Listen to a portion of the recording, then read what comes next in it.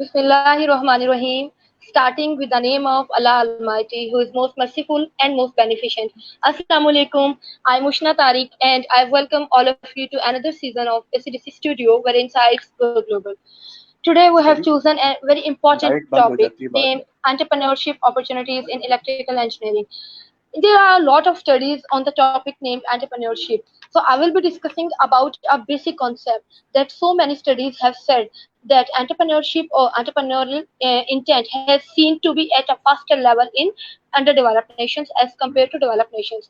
कि जो आपकी थर्ड वर्ल्ड नेशंस होती हैं या आपके वो कंट्री जो कि इस टाइम डेवलपमेंट के स्टेज के ऊपर चल रहे हैं, उस स्पेस में हैं, वहाँ पर एंटरप्रेन्योरशिप की अपॉर्चुनिटीज या उनका जो एक लेवल है वो फास्टर पेस में चल रहा है as compare to developed nation. So I will be talking about a research जिसके मुताबिक अमेरिका के अंदर या कुछ डेवलप्ड नेशन इस तरह की हैं जहाँ पर एंटरप्रेन्योरशिप को बहुत ज्यादा इंपॉर्टेंस नहीं दी जाती. वहाँ पर उनके स्टेबल बिजनेसेस को इतना ज्यादा लुक आफ्टर नहीं किया जाता. While if I talk about Asian countries और if I talk about some under developed nations, they are at a faster level or they consider entrepreneurship as a demanding thing कि यहाँ पर बहुत ज्यादा focus किया जाता है. सो इस चीज को डिस्कस करने के लिए I would like to welcome my cohost mister Anas Sarmat Mahmood. बिस्मिल्लाहिर्रहमानिर्रहीम. अस्सलाम वालेकुम madam. Thank you so much. मैं उम्मीद करूंगा आप तमाम लोग खैरियत से हैं. अल्लाह आपको, आपके घर वालों को खैर ऑफियत से रखे. और once again a very warm welcome to my viewers. और हम दोबारा से आपकी खिदमत में हाजिर हैं. अपने उन्हीं प्रोडक्टिव सेशंस की जो एक रवायत चल रही है उसी को कंटिन्यू कर रहे हैं आपके साथ. Today we have very special guest. मैं दोबारा ये कहना चाहूंगा उनके लिए, क्योंकि I have no words to define the personality. People requested me again and again कि डॉक्टर साहब को आप इनवाइट करें. तो हमने डॉक्टर साहब से रिक्वेस्ट की, डॉक्टर साहब से स्पेशल फेवर ली कि डॉक्टर साहब आप हमें टाइम दें और हम एक सेशन आपके साथ करना चाह रहे हैं. तो उसी हवाले से आज हमने अपने टॉपिक को कंटिन्यू किया है. जो प्रीवियसली हमने लास्ट टॉपिक देखा था उसी टॉपिक को कंटिन्यू करते हुए आज का जो हमारा टॉपिक है entrepreneurship opportunities in engineering. I would like to say not for electrical engineering, इसको हम कहेंगे for all the engineering disciplines. So without wasting my time, I would like to move towards my guest. Dr. Yaqub Javed is serving as an assistant professor at ComStat University, Lahore. Sir, अस्सलाम वालेकुम. वालेकुम अस्सलाम. Sir अस्सलाम वालेकुम. अल्हम्दुलिल्लाह, अल्लाह का करम. Sir once again thank you so much. आपने अपना कीमती वक्त निकाला और स्टूडेंट्स की बहुत सी रिक्वेस्ट मुझे मिली थी कि डॉक्टर साहब के साथ एक सेशन और होना चाहिए. And I am lucky enough कि हमें बहुत जल्द आपसे टाइम भी मिला. सर मैं चाहूंगा कि अपने लास्ट सेशन की तरह इस सेशन को भी प्रोडक्टिव बनाएं और जो हमारा टाइटल है, हमारा थीम है, उससे हम मैक्सिमम अपने ऑडियंस को डिलीवर कर सकें. तो sir I would like to have an introduction about the word entrepreneurship from your side. देखिए, वैसे तो एंटरप्रेन्योरशिप को आप अगर डिफाइन करें ना तो उसमें जो मेरी अंडरस्टैंडिंग है उसके मुताबिक दो किस्म की अपॉर्चुनिटीज हमारे पास अवेलेबल होती है. एक ये कि हम जब बिजनेस करते हैं तो टोटली न्यू आइडिया आपके पास है. जिस तरह हम इंजीनियर्स हैं ना, हम रिसर्च एंड डेवलपमेंट करते हैं, हम कहते हैं कि यहाँ पे रूम है, यहाँ पे स्पेस अवेलेबल है, तो हमारा प्लान ये होता है कि हम उस स्पेस को अकोमोडेट करते हुए हम कोई एक नई प्रोडक्ट लॉन्च करें, वो टोटली न्यू हो, जो मार्केट में ऑलरेडी अवेलेबल नहीं है, उसकी एक मार्केट स्पेस बनाएं और लोगों को अट्रैक्ट करें उस प्रोडक्ट की तरफ. जिस तरह आप बेतहाशा चीजें देखते हो, जिस तरह आपके पास रिस्ट वॉच के बाद स्मार्ट वॉच आ गई, एक नई प्रोडक्ट आ गई, इसी तरह कुछ और प्रोडक्ट्स भी आप मार्केट में देखो जो डिफरेंट किस्म के प्रोडक्ट्स हैं लेकिन एक न्यू आइडिया. लेकिन एंटरप्रेन्योरशिप किसी और तरीके से भी हो सकती है. जिस तरह हम क्योंकि थर्ड वर्ल्ड कंट्री से बिलोंग करते हैं, हमारी कंट्री इतनी डेवलप नहीं है. दुनिया के अंदर बेतहाशा कंट्रीज ऐसी हैं जिन्होंने बेतहाशा चीजें ऐसी हैं जो डेवलप कर चुके हुए हमारे पास नहीं है. हम उनकी प्रोडक्ट को लेके आए, उनकी प्रोडक्ट को इधर मार्केट कर दें, या सेकंड पॉसिबिलिटी ये है कि उनकी प्रोडक्ट को हम रिप्रोड्यूस कर लें, उन जैसे प्रोडक्ट हम बना लें. तो ये भी एक एंटरप्रेन्योर अपॉर्चुनिटी मिलती है. क्योंकि एज एन इंजीनियर हम क्योंकि इलेक्ट्रिकल इंजीनियर हैं तो हमने हमारा टेक्निकल माइंडसेट है. दूसरी चीज ये कि जितनी भी नई टेक्नोलॉजी आ रही है वो इलेक्ट्रिकल पे डिपेंडेंट होती है. हमें कंप्यूटर सिखा दिया जाता है, हमें टेलीकम्युनिकेशन सिखा दी जाती है, हमें इलेक्ट्रॉनिक्स सिखा दी जाती है, इलेक्ट्रिकल सिखा दी जाती है. तो हम इन चीजों को मैनिपुलेट करके हर वो चीज बना सकते हैं जो इंसान सोचता है या दूसरी डेवलपिंग कंट्री ने बनाई हुई है. अगर हम सिंपल कंट्रोलर को देख लें या कोई चीज, कोई प्रोडक्ट को पकड़ लें और उसमें डेवलपमेंट करना शुरू कर दें, तो हमारे पास बेतहाशा ऐसी प्रोडक्ट्स बन सकती है जिसको हम मार्केट कर सकें। बिल्कुल सर, सर बिल्कुल। इसमें एक क्वेश्चन राइज होता है स्टार्ट में कि मोस्टली लोग पूछते हैं कि are entrepreneurship activities are created या डिस्कवर्ड, ये ऑलरेडी मौजूद होती हैं या हमें खुद डिस्कवर भी करनी पड़ती हैं? देखिए असल में ना 4 किस्म के माइंडसेट्स होते हैं। अगर आप माइंड की बेस पे देखें ना, जो कॉमन प्रैक्टिस रहती है ना, एक आम सा बंदा जो है ना, जो एंटरप्रेन्योरल बंदा है, जिसका माइंडसेट इस बात पे है कि वो बिजनेस कर सके, उसका एनालिटिकल माइंडसेट होता है। वो चीजों को ऑब्जर्व करता है, फिर ऑब्जर्व करने के बाद देखता है इसके अंदर मसला क्या है, इसके अंदर किस तरीके से मैं आसानी पैदा कर सकता हूं। अब वो आसानी क्या हो सकती है? हो सकता है वो चीज बहुत महंगी है, मैं सस्ती प्रोड्यूस कर दूं। वो चीज जो है उसके अंदर जो फैसिलिटी है वो मुश्किल है, अब मैं उसे आसान कर दूं। जिस तरह ऊबर है, क्रीम है, कि भाई टैक्सी पहले भी थी, अभी भी है, लेकिन एक एडवांटेज मिल गया कि आपने टैक्सी के एक्सेस करना आसान हो गया कंज्यूमर के लिए भी, और जो आपको सर्विस प्रोवाइड कर रहा है उसके लिए भी। इसी तरह दूसरा माइंडसेट होता है, उसे कहते हैं क्रिएटिव माइंडसेट। क्रिएटिव माइंडसेट ये है कि बंदा बिल्कुल नई कोई प्रोडक्ट देखे, सोचे कि मैंने कोई ऐसी चीज बनानी है जो किसी एक प्रॉब्लम को सॉल्व कर रही है, लेकिन एक बिल्कुल ही डिफरेंट है, बिल्कुल ही नहीं है।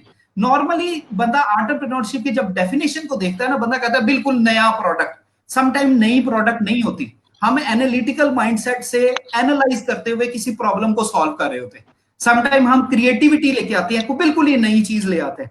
अच्छा, फिर उसके बाद जो तीसरा माइंडसेट होता है वो टेक्निकल माइंडसेट होता है। ये अगर मैं इंजीनियरिंग पॉइंट ऑफ व्यू से बात करूं, जैसे एज एन इंजीनियर मैं बात करूं, क्योंकि हम इलेक्ट्रिकल इंजीनियर होते हैं, हमारे पास टेक्निकल स्किल्स होते हैं। हम हर वो प्रोडक्ट जो मैनुअली चल रही है उसे ऑटोमेट कर सकते हैं। वो आप कोई भी चीज, आपके पास एसी है, आपके पास फैन है, आपके पास फ्रिज है, आपके पास माइक्रोवेव ओवन है, आपके पास कार है, मैं रिमोटली उसे एक्सेस करना चाहूँ, उसे ऑन करना चाहूँ, उसे ऑफ करना चाहूँ, किसी भी डिस्प्ले को ऑन करना चाहूँ, तो ये हमारे पास है टेक्निकल माइंडसेट। हम टेक्नोलॉजी किसी प्रोडक्ट के अंदर ले आए, तो ये भी हमें एडवांटेज मिल सकता है। फिर एक होती है कि हमारे पास पीपल माइंडसेट हो, जो कम्युनिकेशन स्किल्स हैं, लोगों को कन्विंस करना है सेल्स पॉइंट ऑफ व्यू से। एक बंदा है, उसके पास, एक बंदा के यूरोप में या अमेरिका में कोई प्रोडक्ट हमारे पास अवेलेबल है, ऑलरेडी अवेलेबल, मैं वो प्रोडक्ट परचेज करता हूँ, पाकिस्तान में ले आता हूँ। अब मेरे पास स्किल होना चाहिए कि मैं उस प्रोडक्ट को सेल कर सकूं, लोगों को कन्विंस कर सकूं कि ये प्रोडक्ट आपके लिए यूजफुल है, अगर ये प्रोडक्ट आप इस्तेमाल करोगे तो आपको फायदा होगा। और क्या फायदा होगा, वो फाइनेंशियली भी हो सकता है और किसी और तरीके से भी हो सकता है। जिस तरह मोबाइल फोन टेक्नोलॉजी पाकिस्तान जैसी कंट्री में आ गई और 4G जैसी टेक्नोलॉजी पाकिस्तान जैसी कंट्री में आ गई, वजह यह है कि लोगों का माइंड इस तरह डेवलप किया गया कि भाई ये 4G बड़ा यूजफुल है। इसी तरह आप देखो कि नेस्ले जो पानी प्रोड्यूस करता है और पानी आपके पास पहुंचा, उन्होंने लोगों का माइंडसेट इस तरह डेवलप किया है कि भाई जो आप पानी पीते हो, जो नलके में पानी आ रहा है वो गंदा है। अब इनिशियली उन्होंने कितनी मेहनत की होगी इस माइंडसेट को डेवलप करने के लिए, लेकिन जब एक दफा माइंडसेट डेवलप हो गया, उसके बाद क्या है कि गोरमे है, उसने पानी लॉन्च किया तो वो भी पानी चलने लग पड़ा, कोई और कंपनी है उसने पानी लॉन्च किया तो वो भी चलने लग पड़ा, क्योंकि लोगों को अभी ऐसे लगता है कि जो मेरा नलके का पानी है वो इतना गंदा है कि मैं पीऊंगा तो मैं बीमार हो जाऊंगा। सही है ना? बिल्कुल सर, ये ठीक कहा आपका स्किल है कि आप प्रोडक्ट को किस तरह सेल आउट कर रहे हैं।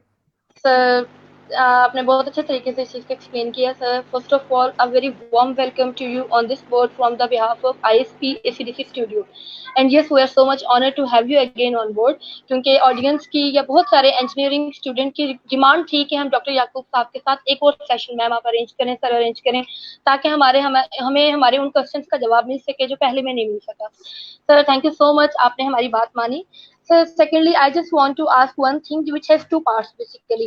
The first part is that can an engineer become an entrepreneur, and secondly, can a person who belongs to non-engineering field become an entrepreneur? अच्छा, अब दो चीजें इसमें मैं फिर बात को एक्सप्लेन पॉइंट्स में ही करना चाहूंगा। हमारे पास 4 किस्म की अपॉर्चुनिटीज मिलती है एज एन इंजीनियर। 4 किस्म की अपॉर्चुनिटीज है एज एन इंजीनियर। पहली अपॉर्चुनिटी है जिसको हम कहते हैं जॉब मिल जाए। हम जब टीचिंग करते हैं, जब बच्चों को पढ़ाते हैं, बच्चों का माइंड डेवलप करते हैं, तो कभी भी हम ये नहीं कहते कि बेटा आपके पास बिजनेस अपॉर्चुनिटी अवेलेबल है मार्केट में। हम बच्चे को यही कहते हैं कि बेटा अच्छा पढ़ लो, अच्छा CGPA ले लो, क्योंकि मार्केट में इतने CGPA को प्रेफर करते हैं। आप अपना ये चीजें स्किल्स सीख लो, क्योंकि मार्केट में जॉब के लिए ये स्किल्स इंपॉर्टेंट है। कभी बच्चे को ये नहीं सिखाते कि बेटा पैसा कैसे कमाना है, अपने स्किल्स को किस तरह बेचना है। इस तरह नहीं बेचना कि भाई नौकरी मिल गई, एक बंदा आपको सैलरी देता है, लेट्स सपोज 15,000 की सैलरी देता है, क्या हम ये सोचें कि ये जो 15,000 वो हमें दे रहा है तो कमा भी इतना ही रहा है? तो समटाइम ये नहीं होता। अमूमन वो आपसे जो है 60-70 हजार रुपया कमा रहा होता है, उसमें से 15,000 आपको देता है, उसके अलावा अपने एक्सपेंसेस भी बर्दाश्त करता है, उसके अलावा बाकी जो चीजें हैं वो मामलात को भी चलाता है, अपना भी प्रॉफिट लेके जाता है। इसका मतलब है मेरे अंदर जो कैपेबिलिटी है वो 60,000 कमाने की है, लेकिन मैं क्योंकि किसी का एम्प्लॉय हूं तो इस वजह से मैं सिर्फ 15,000 अपने घर लेके जा रहा हूं, बाकी 45,000 मैं उसको दे रहा हूं क्योंकि उसने मुझे एम्प्लॉय रखा हुआ है। अब दूसरी चीज क्या बनती है सेल्फ एम्प्लॉयमेंट की। सेल्फ एम्प्लॉयमेंट क्या है? सेल्फ एम्प्लॉयमेंट क्या है कि मैं अपनी टेक्निकल सपोर्ट किसी को दे दूं, यानी कि मैं कंसल्टेंसी फर्म खोल लूं। अब ये एंटरप्रेन्योरल अपॉर्चुनिटी ही है, लेकिन एक कंसल्टेंसी फर्म है। अब कंसल्टेंसी फर्म क्या है कि किसी कंपनी को कोई प्रॉब्लम आ रहा है, आपने कहा मैं इंजीनियर हूं, मैं आपका प्रॉब्लम सॉल्व कर देता हूं। आपने अपना माइंड यूज किया, अपने टेक्निकल स्किल्स यूज किए, और उस टेक्निकल स्किल्स पे आपने कहा कि भाई ये मैंने आपकी प्रॉब्लम आइडेंटिफाई किया, मुझे इतने पैसे दे दो। ये क्या है? Self employment. अमूमन लोग कहते हैं कि जो सेल्फ एम्प्लॉयमेंट है वो भी बिजनेस की तरह ही है, लेकिन सेल्फ एम्प्लॉयमेंट जिस तरह डॉक्टर है, डॉक्टर एमबीबीएस करता है, एमबीबीएस करने के बाद अपना क्लिनिक खोल लेता है, वो जो क्लिनिक खोलता है वो सेल्फ एम्प्लॉयमेंट है। लेकिन जो तीसरा काम है वो है बिजनेस। अब जो मैं कह रहा हूं वो ये क्या है? एंटरप्रेन्योर बनना है। मैं ये कह रहा हूं सेल्फ एम्प्लॉय भी नहीं बनना और ना ही एम्प्लॉय में जाना है, मैं कह रहा हूं बिजनेस करना है। अब बिजनेस क्या है कि आप अपनी सर्विसेज के साथ साथ एक टीम डेवलप करो, और अपनी जो भी प्रोडक्ट आपने डाली है उसके अंदर अपनी टीम को इस तरह डेवलप करो कि आप टीम से बाहर भी निकल जाओ, आप जिधर मर्जी चला जाओ, आपका सिस्टम चलता रहे और आपको बिजनेस में प्रॉफिट भी निकलता रहे। अमूमन आपने देखा होगा जो कारोबारी तबका है, जो आपके रिलेटिव्स हैं, ऐसे लोग जो कारोबार करते हैं वो इतने पढ़े लिखे नहीं होते, मतलब कि समटाइम मैट्रिक ही किया होता है, और वो अच्छा खासा मतलब कि कमाई कर रहे होते हैं। जबकि हम इंजीनियर्स बन के, हम टेक्निकल ग्राउंड में डॉक्टर्स बन के हम कारोबार नहीं कर रहे होते। उसकी रीजन ये होती है कि हमें डरा इतना दिया जाता है कि बेटा आपने अगर कारोबार किया तो जो आपकी डिग्री है वो जाया हो जाएगी। सही है ना? जब हम इस माइंडसेट में चले जाते हैं कि भाई जो आपकी डिग्री है, मतलब हम जैसे लोग सोचते क्या है कि भाई अगर मैंने डिग्री इंजीनियरिंग कर लिया तो कारोबार भी मैं इंजीनियरिंग का करूंगा, मैं टेक्निकल कारोबार करूंगा, मैं नॉन टेक्निकल कारोबार ही नहीं करूंगा।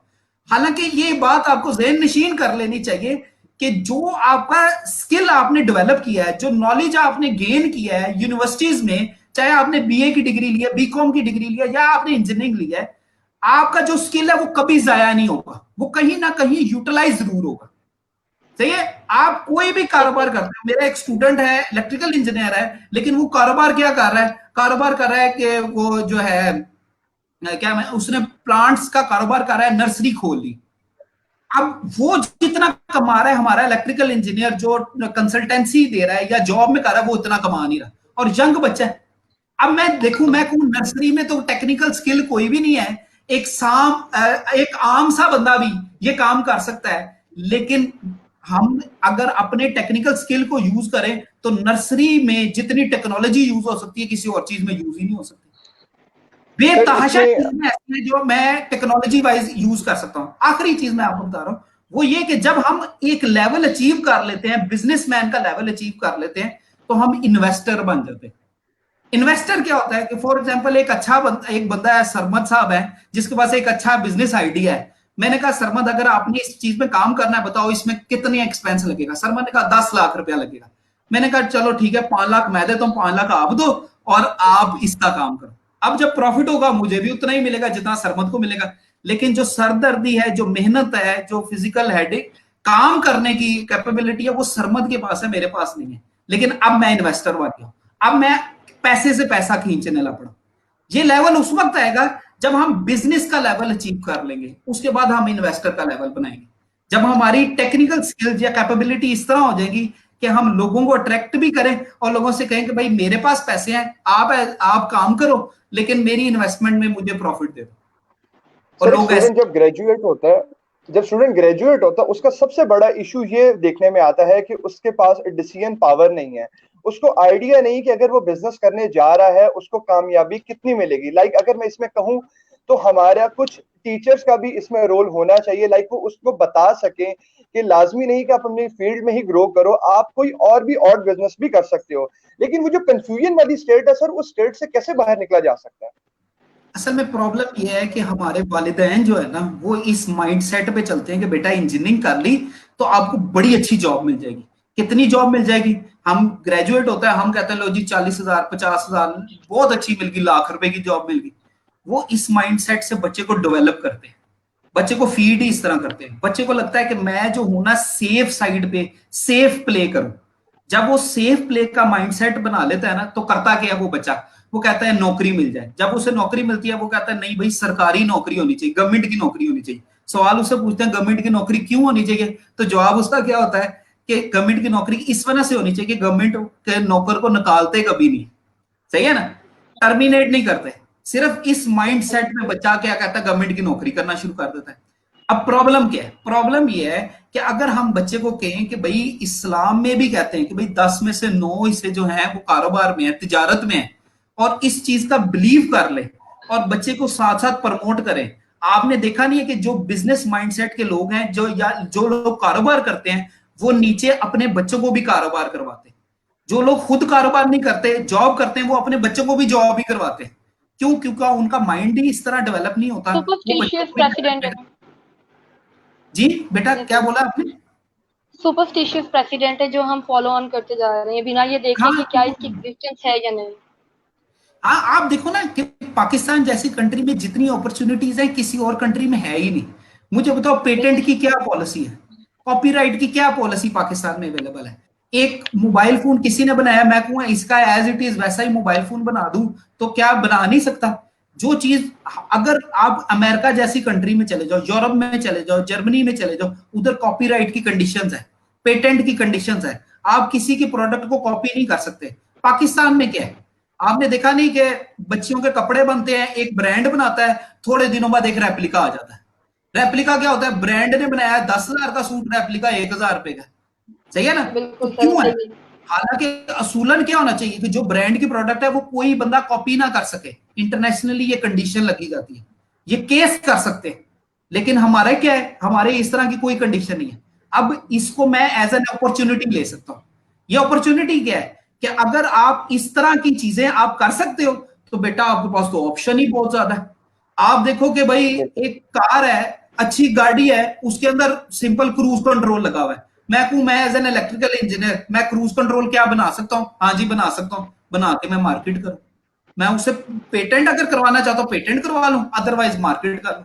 इसी तरह जिस तरह कोविड-19 की सिचुएशन है, मैं वॉक थ्रू गेट बनाना शुरू कर दूं। आपके पास बिल्कुल सर, अपॉर्चुनिटी है मैंने इसी के एज ऊपर एन आपसे इंजीनियर। पूछना था। बिल्कुल मैंने यही तो पूछना था ये कि startup basically we are going through a very serious problem pandemic, जिसके अंदर आप फिजिकली आइसोलेट हो चुके हैं, सोशली आप एक दूसरे से डिस्टेंस पर चले गए हैं, आपके बिजनेस बिल्कुल शट डाउन हो चुके हैं। लेकिन फिर भी इंजीनियर्स के लिए या उन लोगों के लिए जो कि गोल ओरिएंटेड है, वो कहीं ना कहीं से तरीका निकाल लेते हैं। तो सर बीइंग एन इंजीनियर या बीइंग एन एंटरप्रेन्योर, आप उन लोगों को क्या सजेस्ट करेंगे कि एक ऐसा नेशन जो कि थर्ड वर्ल्ड नेशन है, वहां पर पेंडेमिक के टाइम में आप उन लोगों को क्या सजेस्ट करते हैं कि अपनी इकोनॉमी को बूस्ट अप करने के लिए वो कौन कौन से इफेक्टिव इंस्ट्रूमेंट्स यूज कर सकते हैं? देखो एक बात हमेशा याद रखना कि एक कंट्री मैक्सिमम आपको क्या प्रोवाइड कर सकती है। हमारा प्रॉब्लम क्या है, हम ना गुलामी वाले माइंडसेट पे बैठे हुए हैं।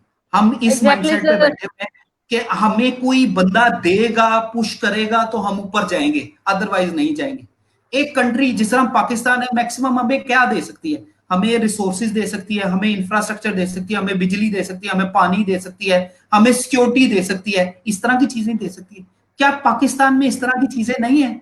हमें फूड दे सकती है, क्या पाकिस्तान में फूड नहीं है? हमें कपड़ा दे सकती है, क्या पाकिस्तान में नहीं है? जो कंट्री ने हमें फैसिलिटी देनी थी वो दे दी हुई है। जब गवर्नमेंट ने हमें देनी थी वो दे दी हुई है। हमें एजुकेशनल इंस्टीट्यूट दे दिए।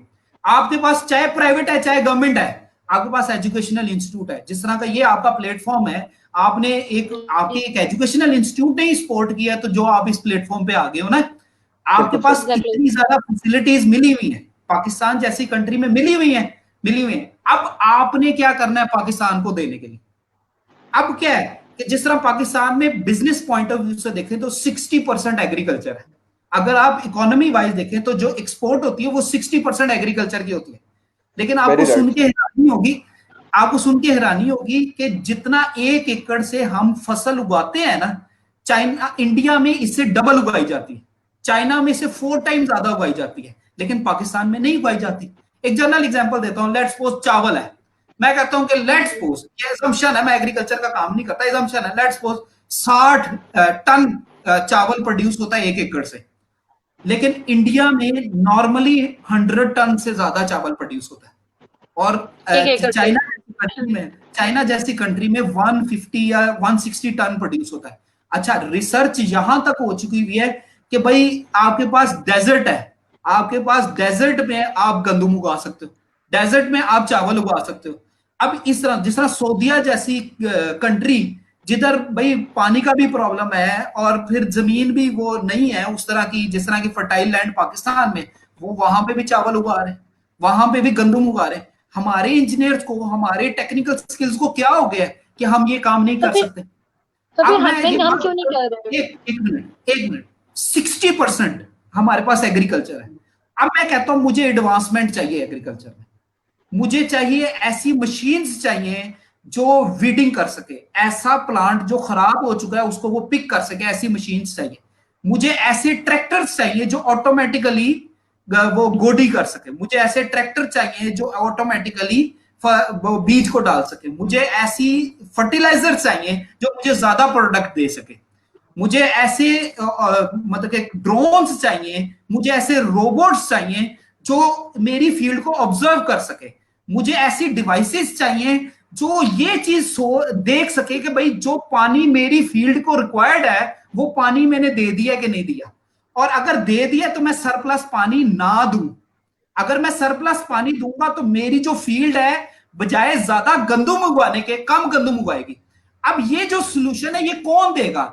हमारा इंजीनियर देगा। कौन देगा? इलेक्ट्रिकल इंजीनियर देगा। वो ऑब्जर्व करेगा थ्रू सर्टेन सेंसर्स और उस ऑब्जर्वेशन की बेस पे किसी कार को ऑटोमेटिकली चला देगा, किसी ट्रैक्टर को ऑटोमेटिकली चला देगा, किसी रोबोट को वीडिंग रोबोट बना देगा, किसी रोबोट को हार्वेस्टिंग रोबोट बना देगा, किसी रोबोट को जो है वो किसी किस्म की एप्लीकेशन के लिए यूज कर लेगा। ये जो चीजें हैं ये हमने अपने बच्चों के दिमाग में डालनी है कि बेटा अपॉर्चुनिटीज हैं, इनको अवेल कैसे करना है ये आपकी क्रिएटिविटी पे डिपेंडेंट है। आप चीजों को एनालाइज करो और फिर सोचो कि आप क्या कर सकते हो और फिर वो काम करना शुरू कर दो। एक छोटी सी प्रोडक्ट पे आप बिजनेस कर सकते हो और छोटी सी प्रोडक्ट पे आप करोड़ों कमा सकते हो। Sir like we are from academia. Yes sir. जी, like sir we are from academia, इसमें हमारी यूनिवर्सिटीज का कितना बड़ा रोल हो सकता है? लाइक मैं एक जनरली इलेक्ट्रिकल इंजीनियरिंग के कोर्स करिकुलम की बात करूं जो 40+ सब्जेक्ट्स हम लोग पढ़ते हैं, तो क्या सर उसमें एंटरप्रेन्योरशिप के हवाले से सब्जेक्ट्स ऐड करने चाहिए? सेकेंडली सर, अगर हमारा इदारा प्रमोट कर रहा है एंटरप्रेन्योरशिप को, तो क्या हमारी हुकूमत को और हमारे स्टेक होल्डर्स को चाहिए कि वो स्टूडेंट्स को मोटिवेशन कुछ अपने तौर पे भी दें ताकि कम से कम उनको ये क्लियर हो सके वो ग्रो किस साइड पे कर सकते हैं? एक बात तो ज़हन में रखो कि बेटा हमारे पास 2 चीजें, मेरी हुकूमत के पास इतने पैसे नहीं है कि वो हर बंदे को पुश करने में लग जाए, रिस्क लेने में लग जाए कि बेटा तूने बिजनेस करना है मैं तुझे पुश करता हूँ, इतने पैसे नहीं है। जो डेवलप कंट्रीज है ना उनके अंदर जो इंटरेस्ट रेट है ना वो नॉर्मली 0% होता है या माइनस में चला जाता है। अब फॉर एग्जांपल आपने 1 लाख रुपया बैंक से लिया तो रिटर्न भी आपने 1 लाख ही करना है, 1,10,000 नहीं करना या 1,20,000 नहीं करना। तो हमारी क्योंकि थर्ड वर्ल्ड कंट्री है, हम IMF से लोन ले लेते हैं, फिर हमें सूद का रेट और इस तरह की चीजें इंटरेस्ट रेट वगैरह बढ़ाना पड़ता है, हमारी मजबूरी बन जाती है। प्रॉब्लम क्या है? प्रॉब्लम यह है कि देखो चाइना जैसी कंट्री ने उस वक्त तरक्की की थी जब उनकी 60% यूथ थी और 40% ओल्ड लोग थे जो ग्रेटर देन 40 ईयर्स थे, लेकिन वो 60% यूथ ने उनको सपोर्ट किया और आहिस्ता आहिस्ता आहिस्ता करके चाइना जैसी कंट्री ग्रो कर गई। अब पाकिस्तान में ये सिचुएशन है, पाकिस्तान के पास 60% यूथ है, लेकिन हमने अपनी यूथ को एक ट्रैक पे लेके आना है, हमने अपनी यूथ को एक डायरेक्शन देनी है। पहली चीज हमने अपनी यूथ को ये सिखाना है कि बेटा जो भी अपॉर्चुनिटी है पाकिस्तान के अंदर है, पाकिस्तान से बाहर जाके आप पैसा नहीं कमा सकते जितना पैसा आप पाकिस्तान में कमा सकते हो। ये जो आपने करोड़पति बनना है या अरबपति बनना है, वो आपने बनना है पाकिस्तान में रह के, मेहनत करके, सही है ना। दूसरी चीज ये है कि हमारे जैसे बच्चे मोबाइल फोन लेते हैं। अब मोबाइल फोन क्या है, लो जी 1 लाख रुपए का मोबाइल फोन ले लिया, 2 लाख रुपए का मोबाइल फोन ले लिया। अब मैं कहूं कि फॉर एग्जांपल एक बच्चे ने बिजनेस करना है, तो बेटा बिजनेस के लिए इन्वेस्टमेंट कितनी चाहिए? सम टाइम सिर्फ टूल्स चाहिए। जिस तरह मैं इलेक्ट्रिकल इंजीनियर हूं ना, मैं कहता हूं सबसे सस्ता बिजनेस क्या हो सकता है, कौन सा ऐसा बिजनेस है जिसमें मेरी कम से कम इन्वेस्टमेंट लगे और मैं मैक्सिमम रिटर्न ले सकूं। सबसे सस्ता बिजनेस क्या हो सकता है? मैं कहता हूं मैं एनर्जी ऑडिट फर्म बना दूं। बेहतरीन आइडिया। 3 मीटर्स लूं और जाके घर, इंडस्ट्री, कहीं पे भी जाऊं और कहूं कि भाई तुम्हारे बिजली का बिल कम आ रहा है, मैं तुम्हारा बिल कम कर दूंगा, जब बिल कम होगा तब मुझे पैसे दे देना, अभी पैसे ना दो। 3 मीटर चाहिए, 5,000 6,000 रुपए का अच्छा किलोमीटर मिल जाएगा, सही है ना भाई। उसके अलावा मुझे क्या चाहिए? एनर्जी एनालाइजर चाहिए, बहुत महंगा होगा, लो जी 30-35 हजार का मिल जाएगा। 30-35 हजार, 40 हजार का मैं मोबाइल फोन भी तो यूज कर रहा हूं ना, मैं 30-35 हजार का एनर्जी एनालाइजर ले लेता हूँ, 1,000 रुपए का मोबाइल फोन इस्तेमाल करता हूँ, सही है ना। ये मेरे पे डिपेंडेंट है ना। मुझे उसके साथ क्या चाहिए? तो भाई लक्स मीटर चाहिए, मुझे टेकोमीटर चाहिए, डिफरेंट किस्म के इक्विपमेंट आ गए। कितने पैसे लगे? 60-70 हजार रुपया लगे। अब जाओ इंडस्ट्री में, जाके कहो कि भाई मैं तुम्हारी इंडस्ट्री का ऑडिट करूंगा और ऑडिट करने के बाद तुम्हारे बिजली के बिल को कम करूंगा, अपने घरों का बिल कम करो। ये सबसे सस्ता बिजनेस है, करो। क्यों नहीं कर रहे? हमारा इलेक्ट्रिकल का क्राइसिस है, दुनिया की महंगी तरीन बिजली हम पाकिस्तान में ले रहे। भाई हम बिजली बचाएं। बिजली बचाने के लिए दूसरा बिजनेस आइडिया क्या है? हम लोगों को कन्विंस करें कि भाई सोलर पैनल लगा लो, सही है ना। Solar panel. आप अच्छा बिजनेस क्या होता है?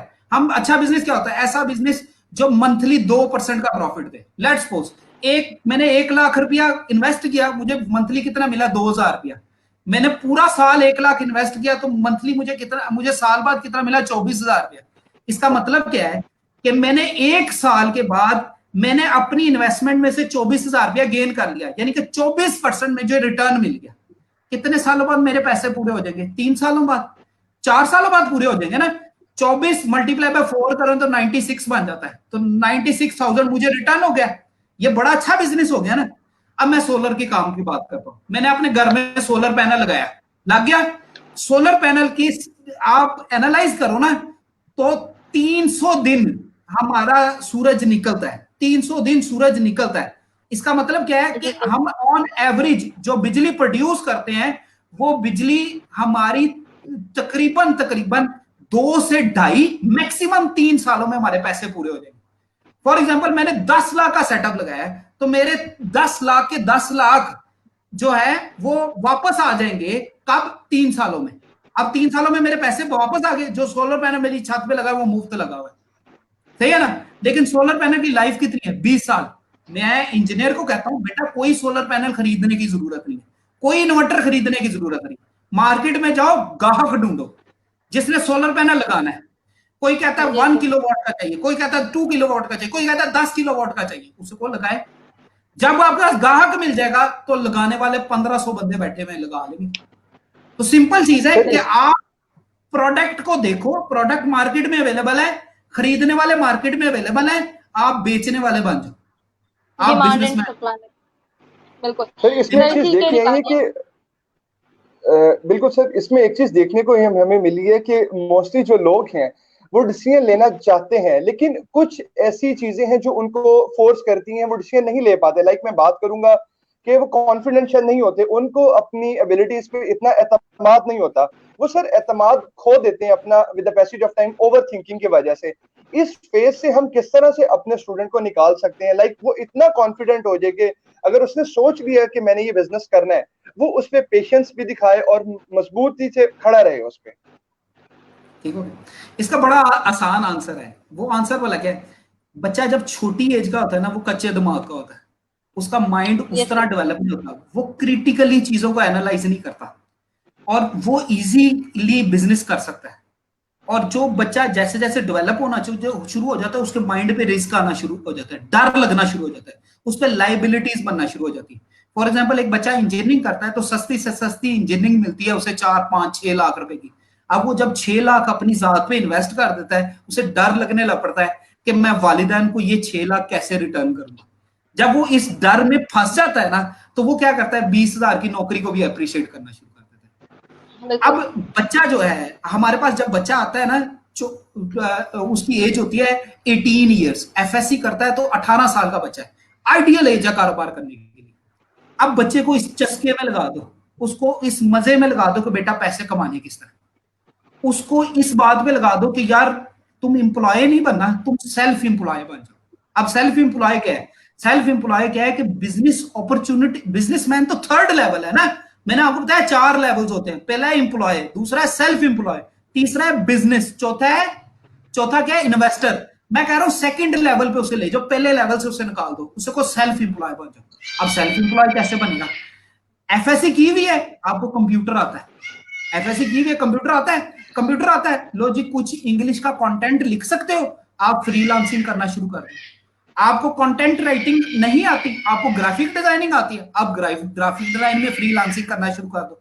आपको कुछ ना कुछ स्किल आते हैं, कोई भी स्किल है, उस स्किल पे पैसे कमाना शुरू कर दो, कॉन्फिडेंस आना शुरू हो जाएगा। हमें वालिदैन के माइंड को भी ट्यून करना पड़ेगा और अपने बच्चे को पहले दिन इस बात पे ट्यून करना पड़ेगा कि बेटा आपने बिजनेस करना है, और वो जो बिजनेस है वो करना किस तरह है कि ये छोटी सी प्रोडक्ट लो और इसको मार्केट में बेचो, फिर लो फिर बेचो। आप देखो मार्केट में, आप मार्केट में जाते हो, किसी बाजार में जाते हो, आपको 2 किस्म के बिजनेस मिलते हैं, एक ऑर्गेनाइज्ड बिजनेस होता है, एक अनऑर्गेनाइज्ड बिजनेस होता है। ऑर्गेनाइज्ड बिजनेस क्या है? एक बड़ा सारा सुपर स्टोर है, उसने सारी चीजें अरेंज की हुई है, आप अपनी मर्जी से एक प्रोडक्ट उठाते हो और खरीद के आ जाते हो। अनऑर्गेनाइज्ड बिजनेस क्या है? बाहर एक ठेला सा लगाया हुआ है, उसने कोई प्रॉफिटेबिलिटी नहीं बनाई, कोई सेल प्राइस के परचेज, उसने भाई आम मैंने खरीदे हैं 100 रुपए किलो के हिसाब से, मैंने बेचने 150 रुपए किलो के हिसाब से, लेकिन वो बंदा भी कमा के जा रहा है। अब पाकिस्तान की इकोनॉमी में 60% अनऑर्गेनाइज्ड बिजनेस से कमा के जा रहे हैं और 40% ऑर्गेनाइज्ड बिजनेस से कमा के जा रहे हैं। अब ऑर्गेनाइज्ड बिजनेस वाला, जो अनऑर्गेनाइज्ड बिजनेस वाला, वो कोई टैक्स टुक्स नहीं देता, वो कोई गोलगप्पे की रेडी लगा रहा है, कोई दाल चावल की रेडी लगा रहा है, कोई लींबू की रेडी लगा रहा है, कोई आमों की रेडी लगा रहा है, ये इस तरह काम कर रहा है ना। अब अनऑर्गेनाइज्ड बिजनेस टेक्नोलॉजी में क्या है? टेक्नोलॉजी में जिस तरह मैंने कहा कंसल्टेंसी फर्म हो जाती है, सही है ना, जिस तरह सर्विस प्रोवाइडिंग। मैंने अपनी जिंदगी में पहला बिजनेस क्या किया था, मैंने कंप्यूटर खरीद के बेचना शुरू कर दिया, सही है ना, मैंने विंडोज करना शुरू कर दी। पुराने दौर की बात है, लोगों को विंडो करनी नहीं आती थी, मैंने कहा 500 रुपया लूंगा विंडो कर, सही है ना। तो ये क्या है, ये आपके माइंड डेवलप होना शुरू हो जाता है, पैसे को रोटेट कैसे करना है। जब आप अपने वालिदैन से भी कह सकते हो कि भाई मुझे 20,000 रुपया दे दो या मुझे 25,000 रुपया दे दो, मैं कमाई करना चाहता हूँ, मैं बिजनेस करना चाहता हूँ। लेकिन अब यहाँ पे एक चीज आपने हमेशा याद रखनी है कि पैसे का मतलब ये नहीं है कि आप अपनी एजुकेशन को छोड़ दो। एक बच्चे को पैसे की लत लग जाती है ना, वो कहता है भाई एजुकेशन छोड़ दो, वो क्या करता है, वो कहता है लो जी पैसा कमाना शुरू कर दिया, अब मैं ना एजुकेशन छोड़ के भाई पैसा ही कमाना है, तो फिर पैसा अभी से कमाना शुरू। एजुकेशन बहुत की रोल प्ले करती है। जो मिनिमम इन्वेस्टमेंट आप कर सकते हो वो अपने दिमाग पे कर सकते हो। आपको कहीं पे भी पैसे दे के स्किल सेट लेना चाहते हो या किसी के पास इंटर्नशिप करके स्किल सेट लेना चाहते हो, दोनों सूरतों पे आप अपना स्किल सेट डेवलप करो, सही है ना। तो मिनिमम सेट आपका तब तक डेवलप नहीं हो सकता जब तक आपने प्रॉपर एजुकेशन सीखने की। सर जैसा कि आपने बोला है कि parents has a lot to do for the socialization of the children to choose any business, to choose any field. Sir यहाँ पर मैं एक इंपॉर्टेंट बात करूंगी, basically what is the role of universities, because I have seen a lot of universities, वहां से उनके reference में बात करना चाह रही हूँ कि इनोवेशन का कॉन्सेप्ट और टीचिंग एंटरप्रेन्योरशिप का कॉन्सेप्ट यूनिवर्सिटीज ने इलेक्ट्रिकल इंजीनियर, सिविल इंजीनियर या मैकेनिकल इंजीनियर्स के लिए किस तरीके से अडॉप्ट किया हुआ है, और अगर उसके अडॉप्टेशन है तो वो बेसिकली स्टूडेंट्स को किस तरीके से मोल्ड कर रहे हैं, किस तरीके से फंड कर रहे हैं, या किस तरीके से प्रैक्टिकली उनको उनके प्रोजेक्ट्स को मार्केट प्लेस में इंप्लीमेंट करने के लिए उनको सिखा रहे हैं। What is the basically role of universities in entrepreneurship? देखो एक बात तो सिंपल है कि पाकिस्तान इंजीनियरिंग काउंसिल की मेहरबानी है कि उन्होंने entrepreneur as a course launch कर दिया है और उन्होंने कंडीशन लगा दिया है कि एंटरप्रेन्योरशिप हर इंजीनियरिंग इंस्टीट्यूट पढ़ाएगा। ये पाकिस्तान इंजीनियरिंग काउंसिल ने कंडीशन लगा दी है। आपका इंस्टीट्यूट भी पढ़ाता होगा, मेरा इंस्टीट्यूट भी पढ़ाता है, तो ये तो कंडीशन होगी ना। अब अगली चीज होगी, अब जो एंटरप्रेन्योरशिप पढ़ा रहा है ना बंदा, वो एंटरप्रेन्योर होना चाहिए। मैं कहता हूँ पाकिस्तान इंजीनियरिंग काउंसिल को ये भी कंडीशन लगानी चाहिए। प्रॉब्लम क्या होती है, हमने एमबीए करके ना, उसने कहा भाई मैं एंटरप्रेन्योरशिप पढ़ा सकता हूँ, भाई आजा पढ़ा ले, क्योंकि उसने बुकिश नॉलेज देना है, वो नॉलेज देना है जो किताबों में लिखा हुआ है, और किताब का भी 94 की लिखी हुई है, 2000 की लिखी हुई है, 2001 की लिखी हुई है। अब बात यह है कि एंटरप्रेन्योरशिप क्या है कि हर बिजनेस एनवायरनमेंट में बिजनेस टैक्टिक्स बदल जाते हैं। जिस तरह मैंने यूरोप में बिजनेस करना है तो बिजनेस टैक्टिक्स कुछ हो रहा है, मैंने अमेरिका में करना है तो कुछ हो रहा है, मैंने पाकिस्तान में करना है तो कुछ हो रहा है। अब मैंने पाकिस्तान में करना है, मेरा प्लान है कि मैंने पाकिस्तान में बिजनेस करना है, तो अब मैं कैसे करूंगा? अब मुझे चाहिए कोई ऐसा एंटरप्रेन्योर चाहिए जिसको पाकिस्तान के बिजनेस का एक्सपीरियंस हो। अब वो जो स्किल सेट बच्चों के माइंड में डालेगा ना, वो skill set life long learning होगी। अदरवाइज अगर हम बेसिक लेवल का स्किल सेट डाल भी दें बच्चों पे, बच्चों को बताए बिजनेस के 4 तरीके हैं, इस तरह बिजनेस हो सकता है, बच्चे नहीं करेंगे, सारी उम्र नहीं करेंगे। आपने देखा होगा बेतहाशा एमबीए के बच्चे एमबीए करते हैं ना, बेतहाशा यूनिवर्सिटीज कराती हैं, मुझे बताओ कितने एमबीए करने वाले बिजनेस करते हैं? सही है ना? उन्होंने तो 4 साल सिर्फ पढ़ाई बिजनेस, बीबीए किया, 4 साल पढ़ाई बिजनेस, बिजनेस नहीं किया। क्यों नहीं किया? क्योंकि जो उनके टीचर्स हैं उन्होंने कभी बिजनेस किया ही नहीं, उनके माइंड में है ही नहीं बिजनेस करना कैसे, तो वो कैसे बिजनेस करेंगे? सही है ना? तो ये चीज हमारे लोग सर कुछ चीजें ना एक्स्ट्रा माइंड कर जाते हैं। लाइक एक हमें लाइन बचपन से सुनने को मिलती है, वो क्या कहेगा, लोग क्या कहेंगे। सर ये जो लोग क्या कहेगा जो वर्ड है ना, ये हमें हर स्टेप उठाने से रोकता है। एक मैं इंजीनियर से गपशप लग रही तो उसको मैंने आइडियाज दिए कि नॉर्मली आप ये बिजनेस कर सकते हो। Like I am not an entrepreneur, या मुझे उस तरह से इंफॉर्मेशन शायद ना हो, लेकिन मैं जो जानता था उस हवाले से मैंने उसको गाइड किया। तो उसने कहा यार मुझे तो किसी चीज का डर नहीं है, लेकिन लोग क्या कहेंगे कि तुम ऑड जॉब कर रहे हो, तुम ऑड बिजनेस कर रहे हो। सर ये जो माइंडसेट हमारे अंदर मौजूद है कि लोग क्या कहेंगे, इससे हम कैसे अपने आप को बचा सकते हैं? हम तो कोई भी फिर इस तरह स्टेप लेने से डरेंगे। इसका देखो ना सिंपल आंसर क्या है, लोगों ने आपके घर के खर्चे नहीं बर्दाश्त करने। इवन आपका हमसाया भी आपके घर के अंदर फॉर एग्जांपल 4 दिन हो गए खाना नहीं पका, 4 दिन हो गए खाना नहीं पका, आजकल के हमसाया भी आपको नहीं पूछेगा, आप आज के चाचा ताया मामा नाना भी नहीं पूछेगा। आपने जो करना है अपनी जात, अपनी फैमिली, अपनी जरूरत के लिए करना है। अब यहाँ पे ये है कि देखो करियर को डेवलप करना है ना, एक देखो 2 चीज है, मैं इंजीनियर बन गया, अब सोच क्या है, मैंने इंजीनियरिंग रेलेवेंट ही जॉब करनी है या इंजीनियरिंग रेलेवेंट ही बिजनेस करना है। दूसरी चीज क्या है कि मैं इंजीनियर बन गया, मैंने सक्सेसफुल बंदा बनना है, मैंने कामयाब इंसान बनना है। अब ये 2 अलग अलग ट्रैक है। अब इंजीनियरिंग रेलेवेंट जॉब एक पैशन जरूर है, मैं भी कहता हूं मैं इंजीनियर हूं, मैं मेरा पैशन क्या है, मैं इंजीनियरिंग रेलेवेंट जॉब करूं, लेकिन कितनी देर तक? आहिस्ता आहिस्ता आपकी जरूरियात बढ़ेंगी, लो जी शादी होगी, बच्चे हो गए, वालिदैन बूढ़े हो गए, वालिदैन को भी जरूरत, उनको भी पैसे, उनको भी खर्चा देना है, घर के बिजली का बिल है, पानी का बिल है, वो अपने पैशन से तो नहीं पूरा कर सकते ना। वो जब तक पैसे नहीं होंगे तो तभी जरूरत पूरी करोगे। एक बात तो हमेशा याद रखो, जब भी कमाना है हलाल कमाना है, हराम नहीं कमाना, हलाल रोजी कमाना, किसी को धोखा देके नहीं कमाना। अब यहाँ पे चीज आई कि भाई कमाना हलाल है, तो जो चीज आप यूज कर सकते हो वो अपना दिमाग यूज कर सकते हैं। अपने दिमाग से सोचो कि किस चीज को आप डेवलप कर सकते हो, एज ए बिजनेस कर सकते हो। अब यहाँ पे जो प्रॉब्लम आती है, कुछ लोग बिजनेस करते भी हैं और फ्लॉप हो जाता है बिजनेस, और समटाइम फ्लॉप होने की जो मेजर रीजन ये होती है कि उसने फिजिबिलिटी नहीं बनाई, उसने प्लानिंग नहीं की होती, उसने अपनी चीजों को मैनेज नहीं किया होता। उसमें मैंने आपको पिछले सेमिनार में भी ये बात बताई थी कि मैनेज करना है तो आपने 3 चीजों को मैनेज करना है। आपने अपने टाइम को मैनेज करना है, अपने फाइनेंशियल्स को मैनेज करना है, अपने जो पीपल स्किल्स को मैनेज करना है। ये तीनों चीजों को मैनेज कर लो, आप सक्सेसफुल बिजनेसमैन बन सकते हो। देखो आपने अगर अपना एक बिजनेस प्लान कर लिया है, फॉर एग्जांपल कोई भी बिजनेस है, आपने प्लान कर लिया, अब आप उसकी फिजिबिलिटी बनाओ कि भाई उस पे उसके जो एसेट्स हैं उस पे खर्चा कितना हुआ है और उस पे रिटर्न कितनी होगी, और वो रिटर्न किस कस्टमर से होगी, उस कस्टमर को अप्रोच करने के तरीके क्या है, उसके लिए मुझे कितनी टीम डेवलप करनी पड़ेगी, कौन से स्किल्स ऐसे हैं जो मेरे पास हैं, कौन से स्किल्स ऐसे हैं जो मैंने दूसरों से लेने हैं। हम लोग जब बिजनेस प्लान करते हैं, हमारा इंजीनियरिंग का माइंडसेट क्या होता है, यार ये मेरा दोस्त है, ये मेरा पार्टनर बन जाए, ये मेरा दोस्त है, ये भी मेरा पार्टनर बन जाए। हालांकि उनके वो स्किल सेट ही नहीं है जिन्होंने आपको सपोर्ट करना है इस बिजनेस को उठाने के लिए। भाई एक स्किल सेट चाहिए टेक्निकल, वो आपको मिल गया, वो आपका माइंडसेट है, आप इंजीनियर हो, आपको टेक्निकल माइंडसेट मिल गया। एक स्किल सेट चाहिए फाइनेंशियल।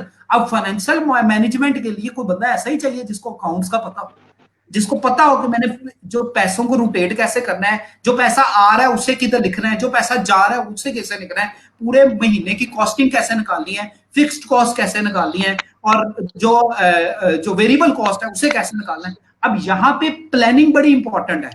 अगर वो प्लानिंग नहीं करता, चीजों को एग्जीक्यूट नहीं करता प्रॉपरली, तो वो बिजनेस फ्लॉप कर जाएगा। अब यहाँ पे लर्निंग बड़ी इंपॉर्टेंट है कि भाई अपने माइंड को डेवलप करना है, तो हर एंगल से देखो, अपना माइंड क्रिटिकल माइंड बनाओ, अपने माइंड को क्रिटिकली थिंक करो कि भाई जो आप बिजनेस कर रहे हो उसका पॉजिटिव पहलू क्या है, उसका नेगेटिव पहलू क्या है। यानी कि जो मैं प्रोडक्ट बेचूंगा वो प्रोडक्ट की पॉजिटिविटी क्या है, क्या चीजें मैंने बेचनी है, उसको लोगों को अट्रैक्ट किस तरह करना है, उसकी नेगेटिविटी क्या है। यानी कि अगर कोई बंदा मेरे से सवाल पूछेगा उसका आंसर मैं कैसे करूंगा, फिर जो मैं प्रोडक्ट बेचूंगा उसके बारे में मेरे पास कितना नॉलेज है, और मैं उसका इन एंड आउट समझूंगा तो दूसरे को कन्वे करूंगा ना। अगर मेरे पास उस प्रोडक्ट का नॉलेज ही नहीं है, मैं कैसे बेच सकूंगा। सही है ना। फॉर एग्जाम्पल मैं मैं ट्रांसफार्मर का बिजनेस करता हूँ। बिल्कुल आपने सर जैसे बोला है कि एंटरप्रेन्योरशिप के लिए सिर्फ आपके इन्वेस्टमेंट या आपका आइडिया मैटर नहीं करता, बल्कि आपके एंटरप्रेन्योरियल इंटेंट मैटर कर रही होती है, आपके स्किल्स मैटर कर रहे होते हैं, आपके लिए आपके पास उसके लिए लीडरशिप एबिलिटीज होनी चाहिए। सर इसी हवाले से मैं अपना नेक्स्ट क्वेश्चन पुट करूंगी कि that basically what is the role of academic incubators, कि जो एकेडमिक प्रोफेशनल इंक्यूबेटर्स हैं वो क्या रोल प्ले कर रहे हैं। And sir secondly while living in third world nation, in a very अंडरडेवलप्ड nation, basically which kind of role has been done by the government? Is the government giving microfinancing for those entrepreneurs, और क्या यह government अगर उनको micro financing नहीं कर रही है तो उनको कैसे सपोर्ट कर रही है?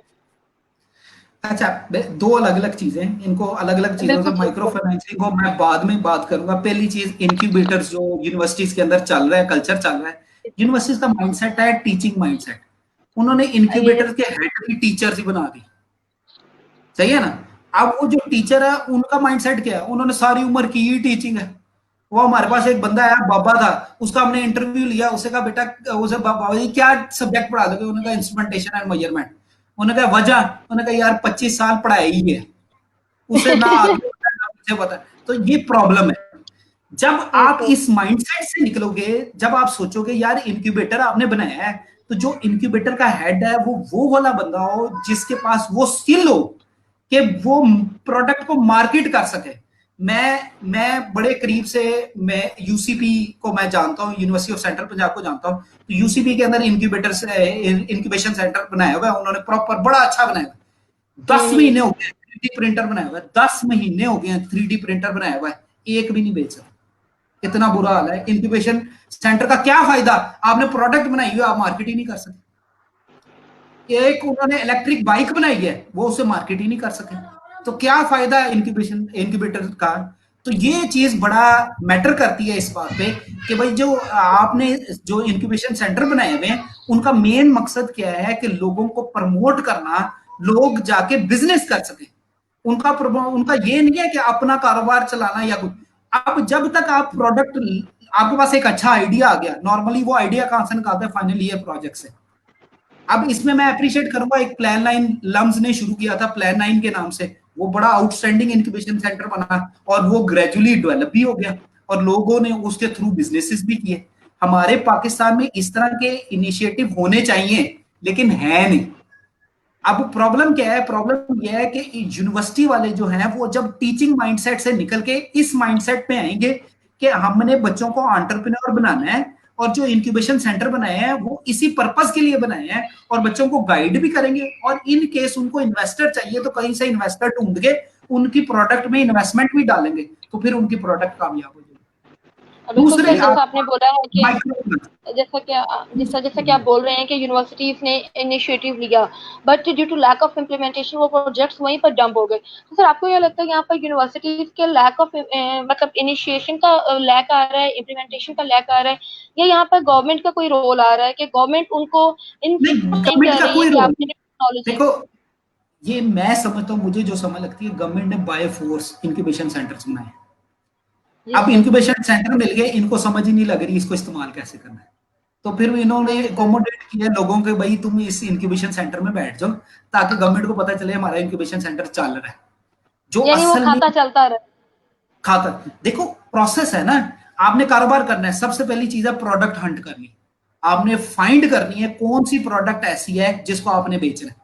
एक फॉर एग्जांपल एक कंपनी है, उस कंपनी एक प्रोडक्ट बनाती है, अब वो प्रोडक्ट नहीं बेच रही, बिक रही, अब कंपनी क्या डंप हो जाएगी, बंद हो जाएगी? नहीं, कंपनी क्या करेगी, कोई और प्रोडक्ट निकालेगी, उसी मशीन से वो प्रोडक्ट बनाएगी, बेचना शुरू कर दे, वो नहीं चलती, तीसरी प्रोडक्ट बनाएगी। आपने देखा नहीं कि भाई ये जो स्लांटी कंपनी है, अब वो उनका एक फ्लेवर चल रहा है, उन्होंने दूसरा फ्लेवर निकाल दिया, उन्होंने तीसरा फ्लेवर निकाल दिया, उन्होंने चौथा फ्लेवर निकाल दिया। क्यों निकाला? वजह यह है कि लो जी इसकी सेल नहीं है, इस तरह का कस्टमर है तो इसकी सेल कर दो। हमारे जो इंक्यूबेशन सेंटर है, इस तरह का माइंडसेट बनाना पड़ेगा, डेवलप करना पड़ेगा, बाय फोर्स करना पड़ेगा, या वैसे वो इंक्यूबेशन सेंटर इस तरह विजन डेवलप कर ले, अदरवाइज ये यानी यूनिवर्सिटीज एक टाइम के बाद फ्लॉप हो जाएगी। उनको सर वो लाइक आपका कहने का वी मतलब आर है कि फ्रॉम हाँ, सर मैं लाइक एक वी आर बात जी फ्रॉम सर, जी सर, जी जी कंटिन्यू कंटिन्यू पूछा था माइक्रो फाइनेंसिंग की बात। जी micro sir, micro financing financing. यहाँ एक डिपार्टमेंट खुला हुआ है अखुवत के नाम से, गवर्नमेंट उसे सपोर्ट भी करती है। अखुवत जो है बड़ा आउटस्टैंडिंग मैकेनिज्म है, जो तकरीबन 5 लाख तक आपको इन्वेस्टमेंट दे सकता है। आपके पास एक अच्छा आइडिया है, आप उसको प्रेजेंट करो, अखुवत आपको फाइनेंस कर देगा 5 लाख तक। सही है ना? पहले अखुवत ने स्टार्ट किया था सिर्फ 50,000 पे। एक 50,000 कौन ले सकता है? एक बंदे ने कहा मैंने रेडी लगानी है, उसने कहा ठीक है आमों की रेडी लगानी है, बताओ कितने पैसे चाहिए? उसने कहा 50,000 चाहिए जो जी। एक बंदे ने कहा मैंने दर्जी बनना है, भाई मुझे कितने पैसे चाहिए? 25,000 रुपये चाहिए, मशीन लेनी है, वो दर्जी। अखुवत ने 50,000 से शुरू किया था, ये इतना सक्सेसफुल हुआ है कि आज वो 5 लाख देने को भी तैयार है। इंटरेस्ट नहीं लेते वो, इंटरेस्ट नहीं लेते, वो कहते हैं कि आपने कारोबार करना है, आप अपना आइडिया प्रेजेंट करो, हम आपको 5 लाख देंगे, साथ आप बताओ कितने अरसे में वापस करोगे, हम वापस कर देंगे। गवर्नमेंट इससे ज्यादा आपके लिए क्या करे? गवर्नमेंट ने तो कर दिया। ये इनिशिएटिव नवाज शरीफ गवर्नमेंट में भी था, और आजकल ये इमरान खान गवर्नमेंट में भी है। बेटा करो, आप देखो कोई भी कारोबार करना है, छोटी सी इन्वेस्टमेंट ही चाहिए। कितनी इन्वेस्टमेंट चाहिए? 1 लाख, 2 लाख, 3 लाख, 4 लाख, 5 लाख। अगर आपने एंटरप्रेन्योर बनना है, फिर मुनासिब सी इन्वेस्टमेंट से भी आप काम शुरू कर सकते हैं। Sir like we are micro from financing same sir हम सेम एक इलेक्ट्रिकल इंजीनियरिंग डिपार्टमेंट से हैं। एक नॉर्मली अगर देखा जाए, आपने जिक्र किया ऑर्गेनाइज्ड बिजनेस और नॉन ऑर्गेनाइज्ड बिजनेस का। मेरा क्वेश्चन ये कि सर अगर हम ग्रेजुएट हो रहे हैं, हमने चाहा, हमने सोचा कि हमने अपनी फील्ड में ही बिजनेस करना है, लाइक आपने 1-2 बिजनेसेस का जिक्र भी किया, तो सर आप बताना चाहेंगे कि हमारी इलेक्ट्रिकल इंजीनियरिंग में किस तरह से कौन कौन से हम बिजनेस सेटअप कर सकते हैं अपने, लाइक उसमें इन्वेस्टमेंट कितनी आ सकती है, या अगर बिल्कुल हम लो लेवल से स्टार्ट करें और अपनी फील्ड में ही रहें तो हम किस तरह से सर ग्रो कर सकते हैं in very simpler words for our audience. ये 1-2 क्वेश्चंस मुझे पर्सनली अभी रिसीव हुए हैं। मैंने सबसे सिंपल वे तो बताया कि आप एनर्जी ऑडिट करना शुरू कर दो, बड़ा सिंपल वे है, इससे ज्यादा आसान कोई नहीं है। 30-40 हजार मैक्सिमम 1 लाख की इन्वेस्टमेंट से आप काम शुरू कर सकते हैं। सबसे आसान बिजनेस है, एनर्जी ऑडिट करना शुरू कर दो। कोई बिल्डिंग बन रही है, उस बिल्डिंग को कहो कि भाई मैं तुम्हारी बिजली का बिल कम करूंगा, उसको ऑडिट करके बताओ, उसे बताओ कि तुमने वायर का साइज, मैं पर्सनली करता भी हूँ। मैंने पीछे एक एनर्जी ऑडिट किया एक कंपनी का, वो फार्मेसी की कंपनी थी, और वो कहता है हमारा बिल ज्यादा आ रहा है, हालांकि हमारी जो क्या मशीन्स है वो इतने बर्डन नहीं है, ये बिल आ कैसे रहा है? जब हमने ऑडिट किया, जो पहला फॉल्ट उसकी कंपनी में निकला, वो फॉल्ट क्या था, उसने जो वायर लगाई हुई थी वो लो रेटिंग की वायर थी, उसकी वजह से उसे नुकसान क्या हो रहा था, उसकी वायर गर्म हो रही थी और वो एनर्जी कंज्यूम करना शुरू कर दी थी। दूसरी चीज ये कि उसने पावर फैक्टर इंप्रूवमेंट प्लांट ही नहीं लगाया हुआ था, तो मैंने उसे सिर्फ 2 रिकमेंडेशन दी, सही है ना, मैंने उसके अच्छे खासे पैसे चार्ज किए। तो ये चीज है कि भाई देखो कि ये बड़ा आसान बिजनेस है अगर आप एनर्जी ऑडिट कर लो। दूसरा बिजनेस मैंने आपको कहा सोलर वाला, ये बड़ा आसान बिजनेस है। तीसरा बिजनेस क्या है कि अगर आपके पास कोई भी इन्वेस्टमेंट नहीं है या बड़ी मुनासिब सी इन्वेस्टमेंट है, तो बेटा इंडस्ट्री में बेतहाशा प्रॉब्लम्स आते हैं। ये प्रॉब्लम्स क्या है, ये आपको ऊपर ऊपर से समटाइम पता नहीं चलता, क्यों? क्योंकि आप इंडस्ट्री में घुसते नहीं हो। अदरवाइज क्या होता है, जिस तरह हमारी 99% इंडस्ट्री चल रही है तो उसके अंदर मोटर लगी हुई है और मोटर के बाद वीएफडी लगी हुई है। वीएफडी को कहते हैं वेरिएबल फ्रीक्वेंसी ड्राइव, और दुनिया के अंदर बेतहाशा वीएफडीज अवेलेबल है, बेतहाशा। आप मार्केट में जाओ, ब्रानथ रोड में जाके देखो कि वीएफडीज कितने की मिलती हैं और क्या क्या रेट्स है, बस खत्म। उसके बाद कोई वीएफडी परचेज नहीं करनी। अब इंडस्ट्री में अपनी अच्छी वेबसाइट बनाओ, आप OLX पे, द्राज पे, कहीं पे भी अपने आप को वीएफडी के तौर पे रजिस्टर करा और अपने आप को ग्रेजुअली अपडेट भी करते रहो वीएफडी के अकॉर्डिंगली। आपके पास बेतहाशा प्रोडक्ट्स है। आजकल तो स्मार्ट मैकेनिज्म आ गया ना, स्मार्ट वर्क यही तो है कि बेटा वेबसाइट बनाओ, कोई भी प्रोडक्ट को मार्केट करना है वेबसाइट के थ्रू कर दो। आपके पास हॉल रोड बेतहाशा प्रोडक्ट्स पड़े नहीं है, आप उनको मार्केट कर दो, सही है ना। तो ये बड़ा आसानी से ये काम कर सकते हो। इसी तरह अगर आपके पास माइक्रो कंट्रोलर आपको आता है, तो माइक्रो कंट्रोलर पे जो ऑटोमेशन का काम है, होम ऑटोमेशन सिस्टम है, इंडस्ट्रियल ऑटोमेशन सिस्टम है, छोटे छोटे प्लांट्स लगे हुए हैं उनका ऑटोमेशन सिस्टम है। अब ऑटोमेशन सिस्टम में कुछ नहीं है, मैं ऑटोमेशन ये नहीं कह रहा कि कंट्रोल करो, सिर्फ आप मॉनिटरिंग सेटअप लगा दो। मॉनिटरिंग सेटअप में जो बेसिक सेटअप है सिर्फ कैमरास लगा दो। उससे ऊपर वाला लेवल क्या है कि जो आपके सिस्टम है उसके अंदर सेंसर्स लगाओ, जो आपको प्रेशर मैयर करके बताए, जो आपको लेवल मैयर करके बताए, जो आपको वेट मैयर करके बताए, जो आपको फ्लो मैयर करके बताए। अगर आपके पास इस तरह के कोई भी प्रोडक्ट है तो आप मार्केट में सक्सेसफुल हो जाते हैं। मैंने ऐसे कारोबारी लोग देखे हैं जो सिर्फ लोड सेल बेच रहे हैं। लोड सेल क्या होता है? ऐसी मशीन जो वजन करती है। आप देखो वो वजन, लोड सेल क्या है कि आपने मोटरवे पे देखा होगा, वेट अपने ट्रक का वजन कराएं, बकायदा लिखा होता है। वो इतना बड़ा लोड सेल भी है, ट्रक का वजन करा रहा है। लोड सेल इतना भी है कि जो छोटे छोटे जो प्रोडक्ट्स है उनका वजन भी करा रहा है। आप जनरल देखो ना, एक प्रोडक्ट है जिसका वजन है 100 किलो, 100 किलो वजन है, आप उस प्रोडक्ट को बेच रहे हो। फॉर एग्जांपल आपका लोड सेल खराब है, वो 100 किलो की बजाय 102 किलो बता रहा है, 102 किलो बता रहा है, इसका मतलब है 2% का फर्क डाल रहा है। फॉर एग्जांपल आपने पूरे दिन में 1000 किलो बेचा, 2% के लिहाज से आपने जो लॉस कराया वो लॉस कितना होगा? सही है ना। तो इसी तरह अगर आपने 10,000 किलो बेचा, प्रोडक्ट में लॉस उतना, मैंने आपने 1 लाख किलो बेचा, उतना लॉस आपका बढ़ गया। तो ये जो चीजें हैं ये आपके बेसिक में प्रॉब्लम क्रिएट करती।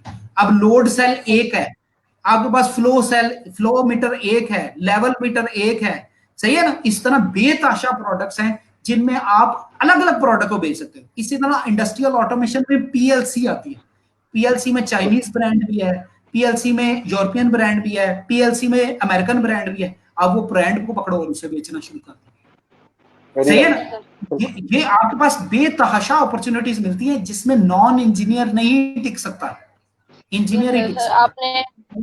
आपने इतनी प्यारी प्यारी जो इतनी इंपॉर्टेंट इतनी बातें की हैं सर, होपफुली ये ऑडियंस के लिए हेल्पफुल होंगी। सर मेरी साइड से लास्ट क्वेश्चन आ रहा है जो कि बहुत मेरे लिए बहुत इंपॉर्टेंट है, क्योंकि मैं ये पूछना चाह रही थी आपसे। Sir you might have worked over a lot of research projects, आपने अब्रॉड में भी किया होगा काम, आपने अपनी कंट्री में भी किया होगा। सर मेरा बेसिकली क्वेश्चन ये है कि there would be a lot of distractions जब भी आप कोई काम करने बैठते हैं।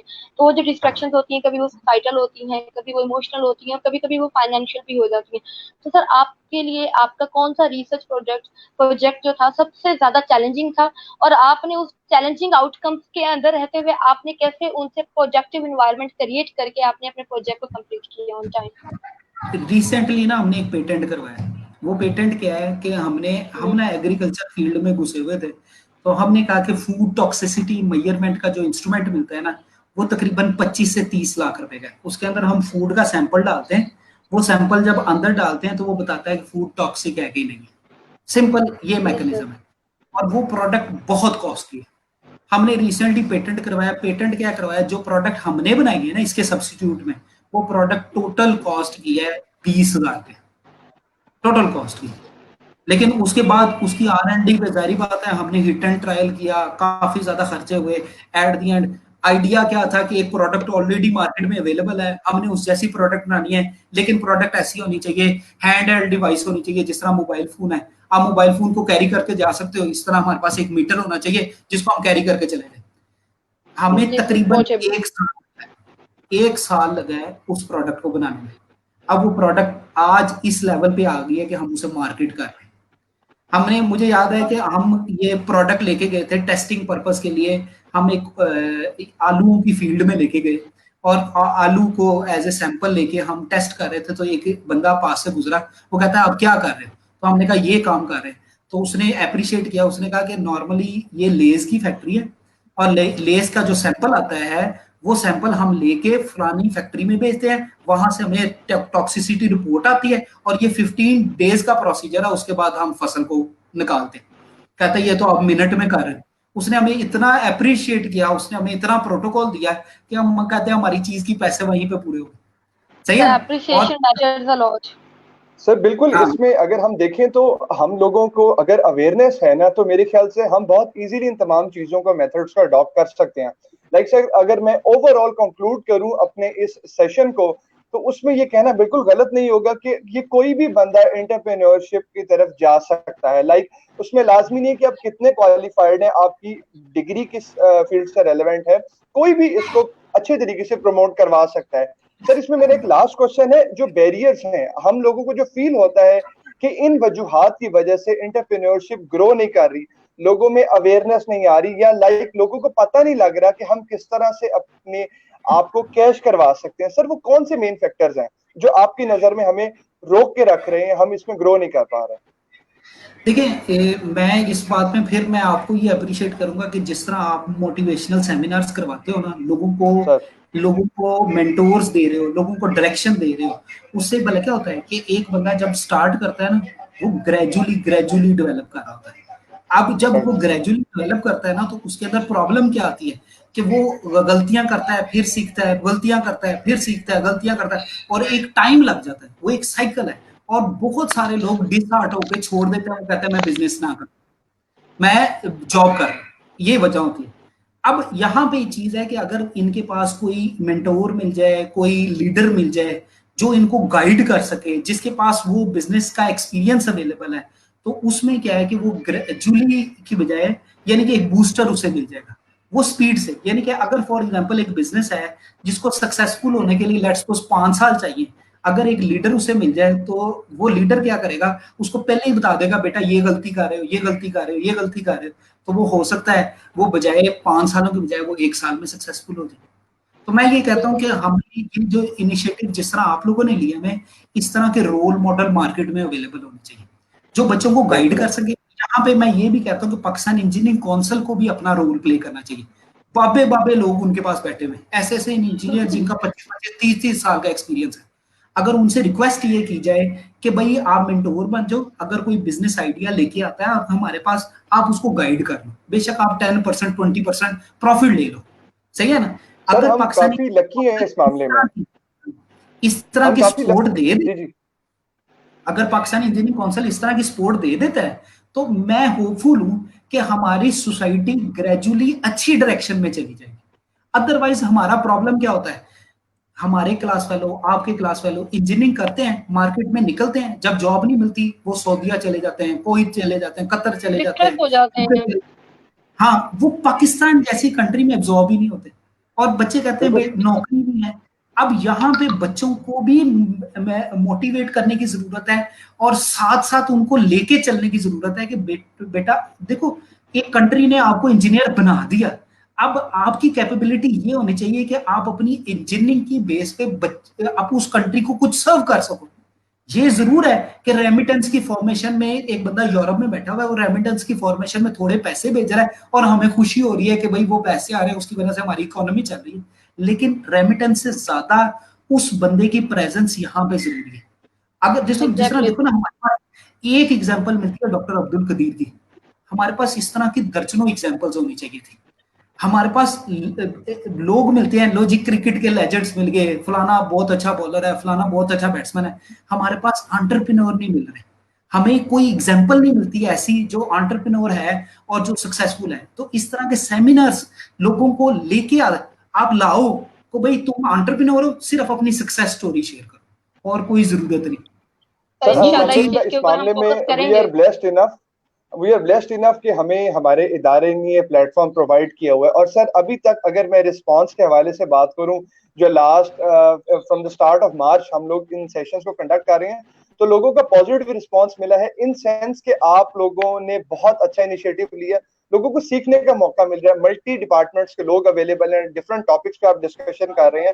सर इसमें हमें भी खुशी महसूस होती है कि एटलीस्ट हम कुछ अच्छा जरूर कर रहे हैं जो लोगों के लिए लर्निंग का प्रोसेस बन रहा है वही इसमें। बात है ना, आप सोसाइटी में कंट्रीब्यूट कर रहे हो ना, ये एक आप हुनर सिखा के जा रहे हो और वो हुनर एट द एंड आपके मरने के बाद भी आपके काम आता रहेगा।